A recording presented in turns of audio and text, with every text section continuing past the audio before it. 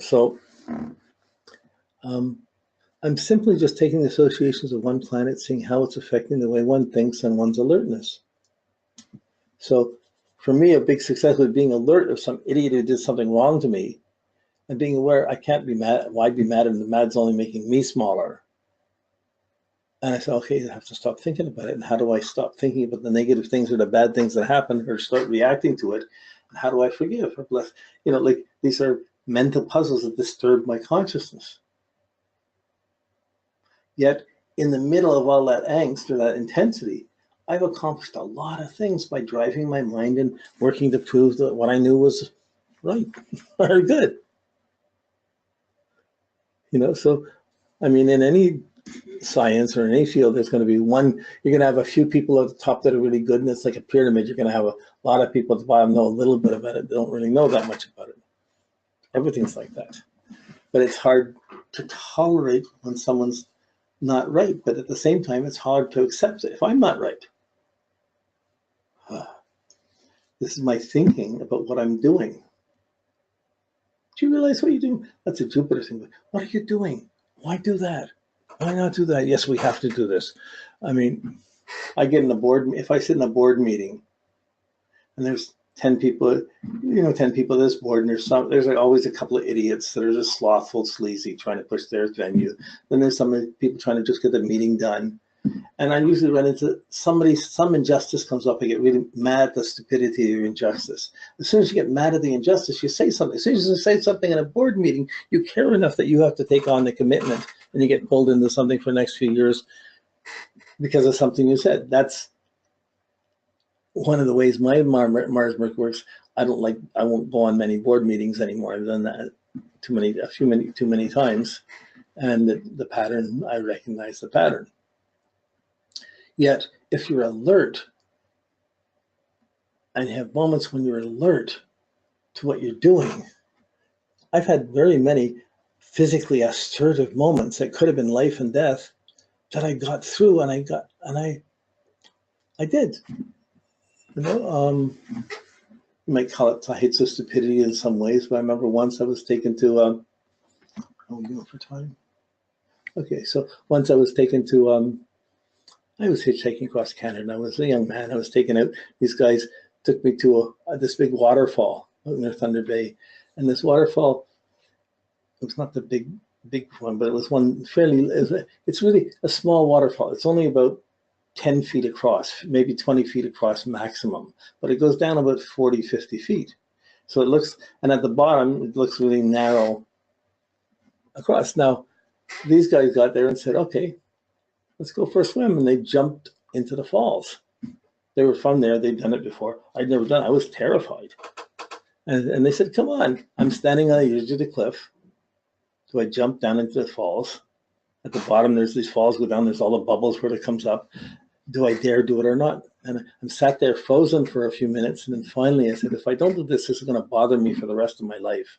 So I may as well do it. Okay, God, it's in your hands. And I jumped. Then I fall down into the waterfall at the bottom of the waterfall. And I didn't know if it threw me down in the river or onto the rocks or whatever, but it didn't. It pushed me up. I went underneath and I came up the side, and I was able to get up on this little ledge and go behind the falls. And as soon as I got behind the falls, the sun came through and there were 1,000 rainbows from all different directions.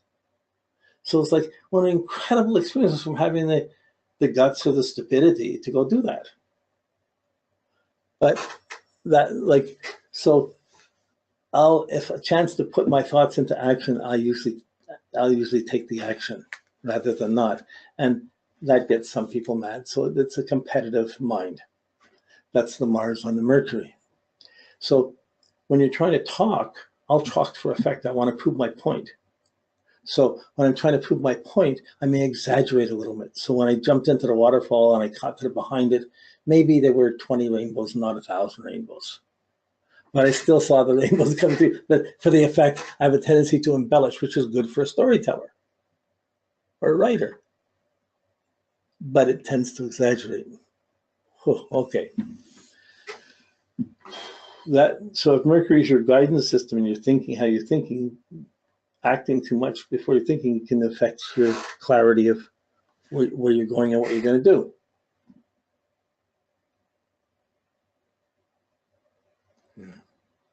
So don't tell me what to do. Just don't tell me what to do.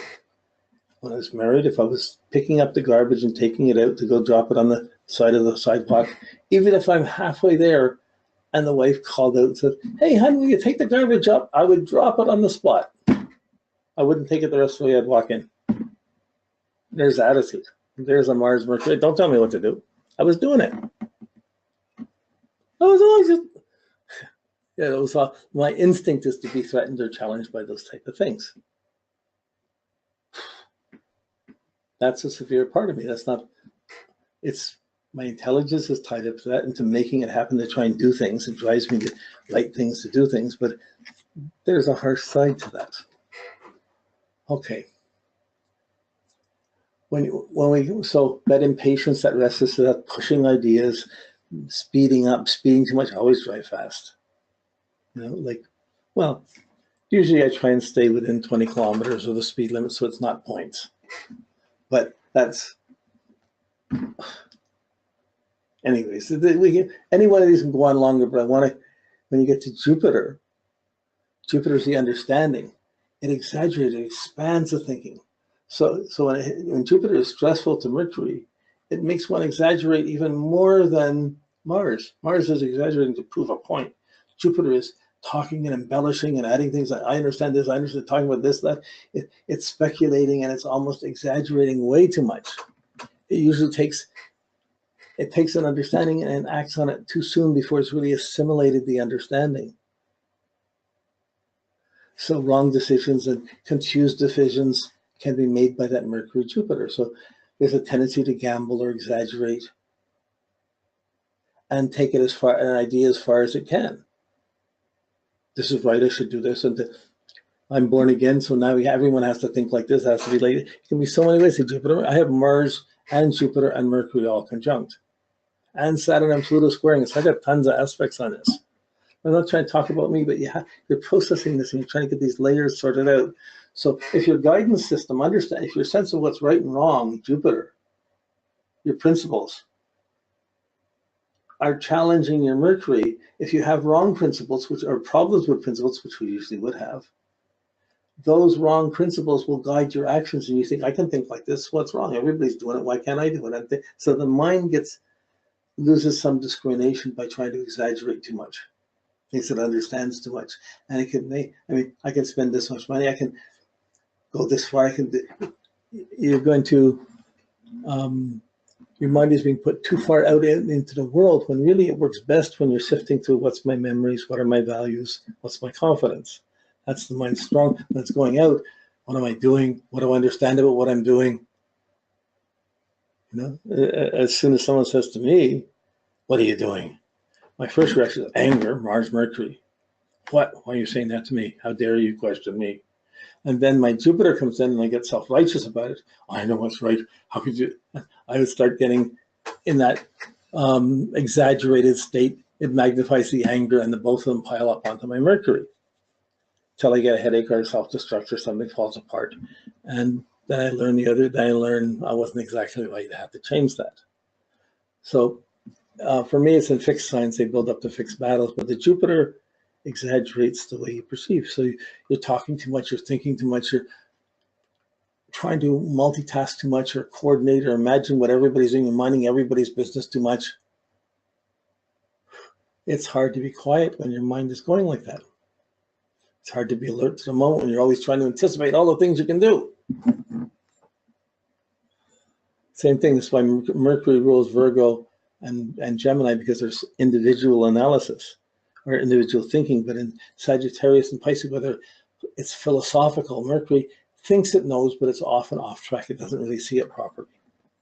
Same way Jupiter runs the social Sag and Pisces, but when it comes to individual thinking, it's exaggerating. It's not living up to it that well. So Jupiter exaggerates the Mercury.